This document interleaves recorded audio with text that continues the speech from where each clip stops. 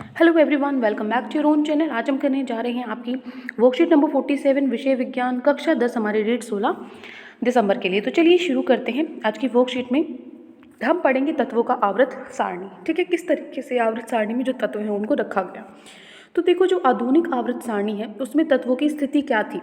आधुनिक आवर्त सारणी में 18 ऊर्ध्व स्तंभ थे, ठीक है, इस तरीके से, जिन्हें हमने समूह कहा, ठीक है, और 7 क्षैतिज पंक्तियां थी इस तरीके से, जिनको हमने आवर्त कहा। तो देखते हैं कि समूह और आवर्त में तत्वों की स्थिति किस बात पर निर्भर करती है। ठीक है, तो पहले ऊर्ध्व स्तंभ में देखेंगे, फिर क्षैतिज पंक्तियों में। तो देखो, यदि हम आधुनिक आवर्त सारणी के समूह एक के तत्वों को लेते हैं और समूह एक के पहले 3 तत्वों का इलेक्ट्रॉनिक विन्यास लिखते हैं।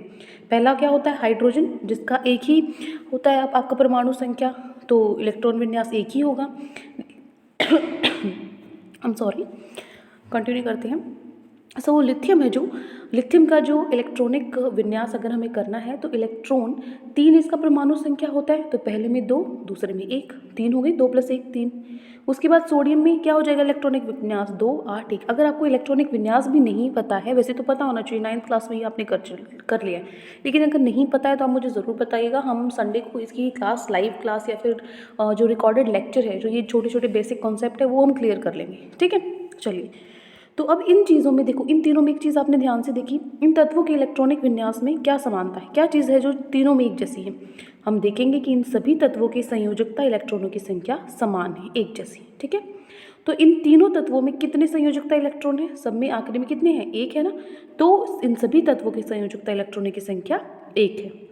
ठीक है, एक ही समूह के सभी तत्वों की संयोजकता इलेक्ट्रॉनों की संख्या समान है, एक जैसे। तो यहाँ से हमने क्या कंक्लूजन निकाला कि जो संयोजकता है इलेक्ट्रॉनों की संख्या की, वो किसके बराबर है, समूह की संख्या है।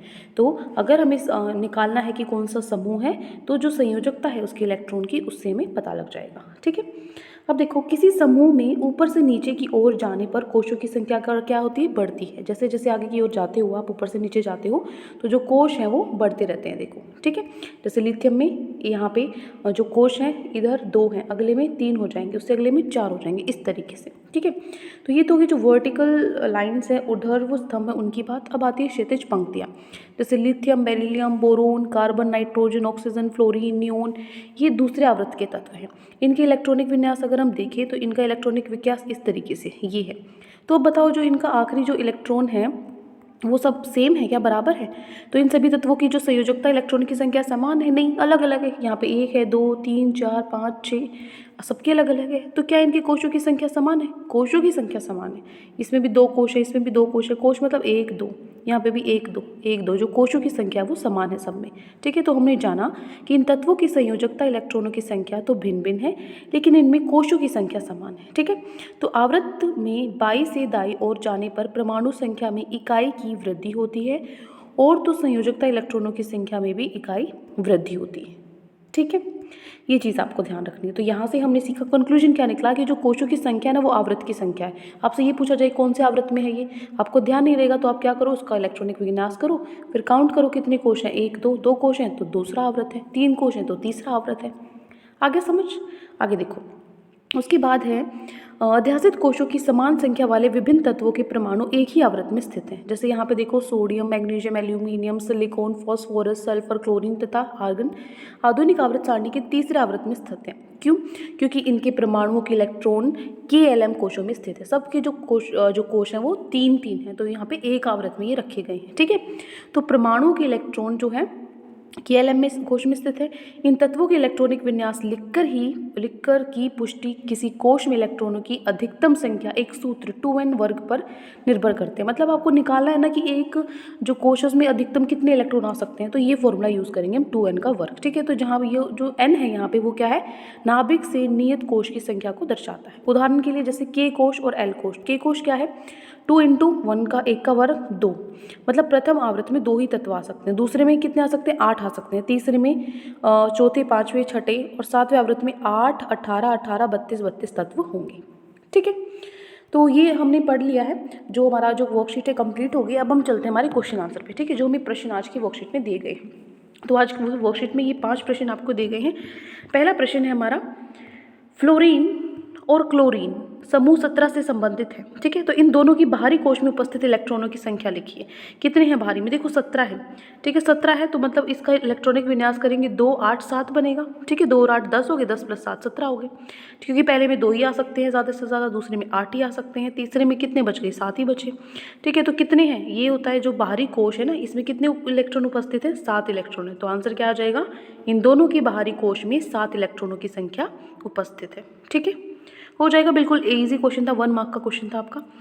फर्स्ट क्वेश्चन हो गया। सेकंड क्वेश्चन है आपका, दूसरा प्रश्न है मैग्नीशियम, एल्यूमिनियम, सिलिकॉन के इलेक्ट्रॉनिक विन्यास लिखने हैं और इन तत्वों के समूह और आवृत्त की संख्या भी लिखनी है। ठीक है, आपको इनकी परमाणु संख्या दी हुई है 12 13 14। तो मैग्नीशियम है, इसकी परमाणु संख्या है 12। सबसे पहले इसका इलेक्ट्रॉनिक विन्यास लिख लिए 2 8 2। ठीक है, उसके बाद समूह कौन सा होगा? जो आखिरी में है ये समूह हो जाएगा 2। आवृत्त कौन सा होगा? 1 2 3, जितने कोश हैं 3 है तो आवृत्त क्या हो जाएगा? 3। आगे समझ। अगला है एल्यूमिनियम। एल्यूमिनियम का क्या है? Z 13 है परमाणु संख्या, तो इसका इलेक्ट्रॉनिक विन्यास क्या होगा? 2 8 3 होगा। ठीक है, तो आवृत्त क्या होगा? अभी आप कहोगे यहाँ पे तो 3 होना चाहिए, 13 है। एक चीज़ का आपको ध्यान रखना है कि 1 और 2 में तो क्या हो जाएगा आपका? वही समूह रहेगा, लेकिन 3 से 8 में आपको क्या करना है? प्लस में 10 कर देना है। तो यहाँ पे 3 है तो इसमें प्लस 10 कर दोगे, 10 + 3 13 होते हैं। ठीक है, तो समूह आ जाएगा 13। आवृत्त कौन सा है? इनको काउंट कर लो, 1 2 3, 3 कोश हैं तो आवृत्त कौन सा है? तीसरा। ठीक है, अगला है सिलिकॉन। सिलिकॉन क्या है? इसका परमाणु संख्या है 14। इसके इलेक्ट्रॉनिक विन्यास होगा 2 8 4। तो 4 है, 3 से ज़्यादा है तो 10 जोड़ देंगे, 10 + 4 14। आवृत्त क्या होगा? कितने कोश हैं? 1 2 3, 3 कोश हैं। ठीक है, ये हो गया आपका प्रश्न नंबर 2। क्लियर? 3 चीज़ें पूछी थी, इलेक्ट्रॉनिक विन्यास, समूह, आवृत्त, जो हमने तीनों की बता दी है। ठीक है, आगे बढ़ते हैं प्रश्न नंबर 3 पे। तीसरा प्रश्न है समूह 1 पहले 3 तत्वों के इलेक्ट्रॉनिक विन्यास लिखिए। जो समूह 1 है ना, उसके पहले 3 तत्व कौन से हैं? हाइड्रोजन, लिथियम और सोडियम। तो इनका इलेक्ट्रॉनिक विन्यास लिखना है तो हाइड्रोजन का तो 1 ही होता है, लिथियम का 2 और 1 होता है, सोडियम का 2 8 1 होता है, क्योंकि 11 होता है इसका परमाणु संख्या। 2 और 8 10, 10 + 1 11।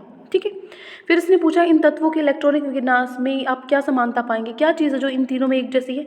देखो जो इसका आखिरी है ना, इन सभी तत्वों की संयोजकता इलेक्ट्रॉनों की संख्या समान है, 1 है। ठीक है ना, ये समानता है। ये हो गया आपका प्रश्न नंबर 3। क्लियर? आगे बढ़ते हैं प्रश्न नंबर 4 पे। चौथा प्रश्न है पहले, दूसरे और तीसरे और चौथे आवृत्त में कितने तत्व उपस्थित होते हैं? तो पहले आवृत्त में कितने होते हैं? 2 तत्व होते हैं। कौन से हैं? Hydrogen, helium. दूसरे और तीसरे आवृत्त में 8 तत्व होते हैं और चौथे आवृत्त में 18 तत्व होते हैं। जो यही वाला फॉर्मूला है ना 2n², इसमें भी कर लो। पहले आवृत्त में निकालना है तो पहले का कर दो, 2 आया। दूसरे आवृत्त में निकालना है तो n की जगह 2 रख दो। ठीक है ना, 2 × 4 8 आया। ठीक है ना, देखो 8 आया। ऐसे ही तीसरा चौथा कोई सा भी निकालना हो वो सारा इस फॉर्मूला से निकल जाएगा। किस फॉर्मूला से? 2n², इस फॉर्मूला से। आप चाहो तो इस क्वेश्चन में इसको ऐसे करके दिखा सकते हो चारों का। ठीक है, ये हो गया आपका प्रश्न नंबर 4। आगे बढ़ते हैं आपके प्रश्न नंबर 5 पे। आखिरी प्रश्न है जो आपकी वर्कशीट का, थोड़ा सा बड़ा है। आधुनिक आवृत्त सारणी और मेंडलीव की आवृत्त सारणी के तत्वों की व्यवस्था की तुलना कीजिए। तो देखो मेंडलीव आवृत्त सारणी में जो तत्वों की सारणी में व्यवस्था बढ़ते हुए परमाणु द्रव्यमान के आधार पर की गई थी, लेकिन आधुनिक में परमाणु क्रमांक के आधार पर की गई। ठीक है, और मेंडलीव आवृत्त सारणी में जो मूल आवृत्ति सारणी में 8 ऊर्ध्वाधर वर्ग या समूह थे, पहले से 7वें वर्ग तक प्रयोग वर्ग के 2 उपवर्गों में विभाजित थे, लेकिन इसमें कुल कितने हैं? 18 हैं। ठीक है, तीसरा उपवर्ग ए और उपवर्ग बी एक ही वर्ग के अंतर्गत है, इसमें अलग अलग वर्ग में स्थित है।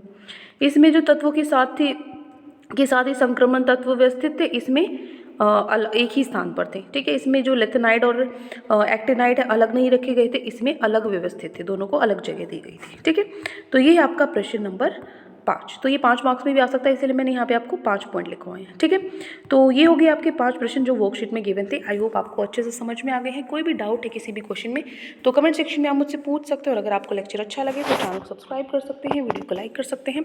आज के लिए इतना ही, मिलते हैं नेक्स्ट वीडियो में। Till then take care, bye bye.